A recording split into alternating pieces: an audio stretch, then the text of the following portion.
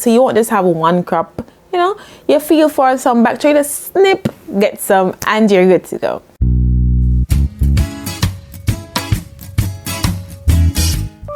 Welcome back to Tips and Tricks Tuesdays with Smart Girl Gardening. In today's video, I will be sharing with you my 6 top fall crops for small balcony and container gardens. Alright, now this list isn't exhaustive.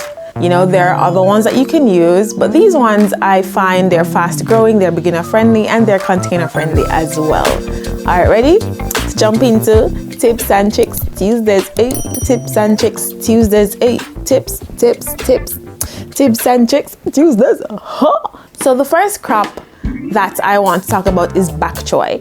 Now I love bak choy, I love stir fry, and it's an amazing plant and it's fast growing as well. So you can sow from seed or you can get a seedling, but I find that it's good to start from seed as well. For bak choy, whether you're starting from seed or from a seedling, it's best to check that you are planting it well before your first frost date, because even though it is a cool weather plant, it cannot really handle the frost that well, depending on the variety that you choose. Now for bak choy, I would suggest that you keep the soil moist but not wet. Okay, so it needs a moist, well-draining soil. And because your bak choy can take up to 45 to 60 days to mature, you can succession plant. So you will have enough, you can harvest, and then 2 weeks later, you will start another batch from seed or whether from seedling. And so you have a continuous supply of bak choy while the season is growing. So you won't just have one crop, you know, you feel for some bak choy, just snip, get some, and you're good. With our balcony gardens or container gardens, we want to maximize the space that we have because we have a tiny space. So one of the best ways to do that is to companion plant, right? So with bak choy, you can companion plant with beets, with carrots, with onions, and this will help to maximize space. Now with the onions or scallions or etc., they will help to ward off pests. Our second fall crop is spinach. Now, you know, spinach, we say, yeah. What name? Oh my God, I can't. Olive oil. The cartoon with the big, you know what I mean? That one. Yes. Captain Jack Sparrow. No, oh my God. He's a sailor. I'll put it somewhere here. I can't remember. Oh my God. Okay. So for spinach needs about 6 weeks of cool weather for it to really thrive, because warm weather will cause it to bolt, which means it will start to flower and produce seed, and it will become very bitter, and nobody wants that. So for spinach, you can also companion plant as well to save space, and it's best to plant spinach with other leafy greens such as lettuce and chard. And speaking of chard, that is our third fall crop that is really good for a small container garden.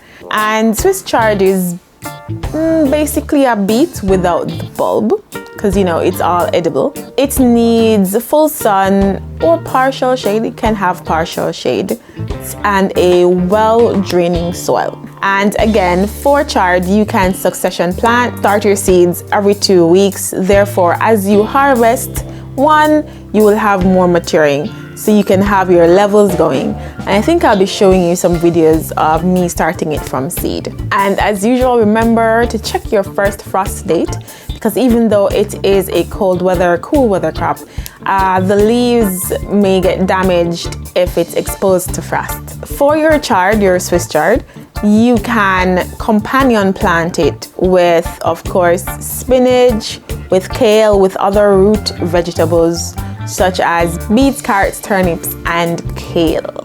Now let's jump on to our number 4, and that is lettuce. Now I love lettuce, and lettuce can sometimes be a bit pricey in the supermarkets or in one of the local markets. So I like to grow my own lettuce, as you can see here. What I do, again, I succession plant. So I grow every 2 weeks, I will plant a batch, and checking that I have the space for it. And I will harvest leaves from it, harvest from the base. And as that one is recuperating and growing back, I have the others coming up. So we're staggered. And for lettuce, I would suggest that for a small garden or container garden, that you choose the leafy lettuce varieties. So some of the lettuce, like the romaine lettuce, etc., they may grow, the bulbs may grow too big for a container, and it may reduce your space that you have to use. And for lettuce, how do I say, it's probably best to directly sow or direct sow your seeds to wherever you're going to grow them. Now, as you can see in the video, I am struggling because one, I got a bit busy, so I started late. So I had to actually, for this video, I had to actually go out and buy lettuce seedlings. And when you transplant it, you disrupt the plant, and the leaves get broken because they're very soft, they're very sensitive, and they can get damaged, which will stunt the growth. I've actually started lettuce from a seed, and they're just about shooting up and coming up quite nicely.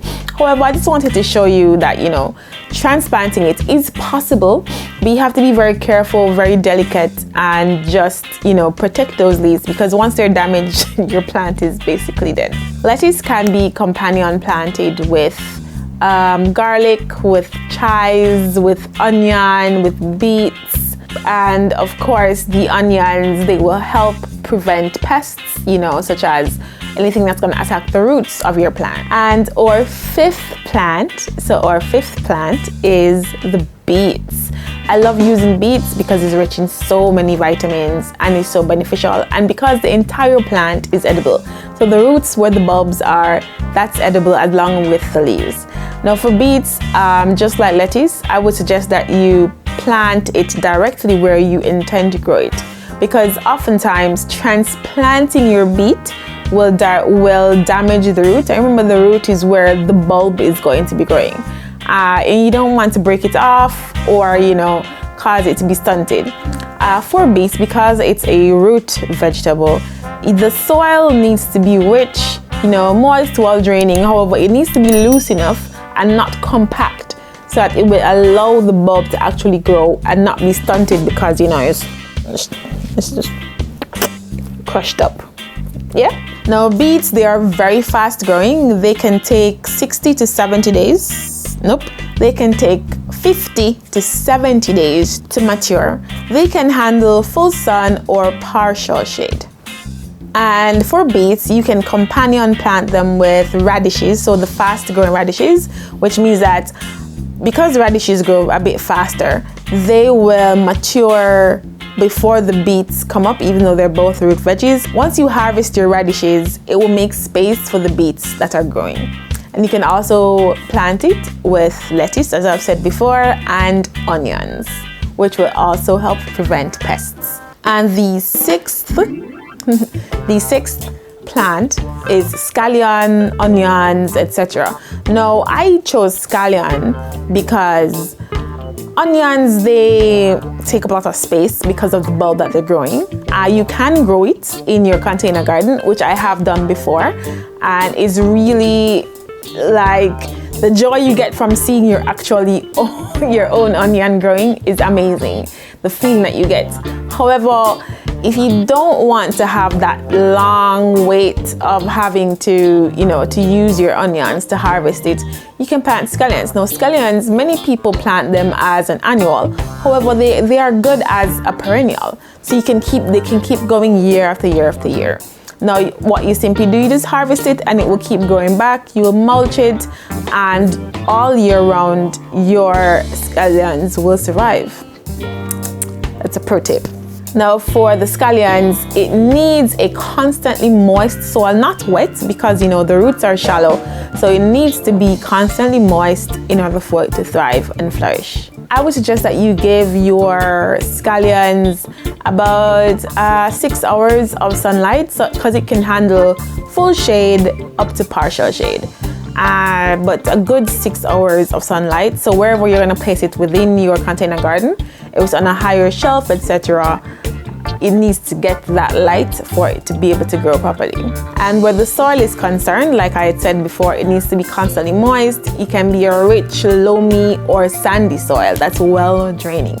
And you can companion plant it with beets, with lettuce, with carrots, with cabbage, etc. Now I've actually even planted it, like stuck some around my garden. Like everywhere, every pot you see, you have some onions, some scallions coming up. I even have some with my strawberry. And speaking of strawberry, this is my bonus fall crop to plant. Now, it's technically not a fall crop because, you know, its main time to grow is in spring. However, the bonus tip I'm going to give you is if you want to grow strawberries, and they're beautiful in pots because, you know, they'll hang over their drape. Now I'm planting wild strawberry and, you know, regular strawberry. So what happens is when you plant it well before it gets too cold, well before the first frost, the roots tend to develop and they can you know, solidify the plant, makes the plant hardy.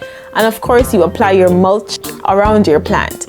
So then what happens is when the temperatures start to warm up in spring, your crop is already fully established. The roots are strong and you don't have to be picking off the buds to have the plant to thrive, to flourish, and to send out new roots. And it will simply just grow foliage for you, put out buds, put out fruit, and you'll get a very good head start on the season if you plant your strawberry plants now. Okay, so those are my 7 fall crops for you to grow in your small container garden. Now, as I said, this list isn't exhaustive. You can have lots more plants that you can grow in your container gardens. So please comment below and let me know if you're going what I have on my list, and what other plants or crops are you growing in your fall garden, because, you know, I have others that can be grown. So let me know. I'm really curious about what crops you're growing. Please check out this video and this playlist for more tips and tricks for your container gardening. Remember to hit that subscribe button. Alright, thank you for watching. Later.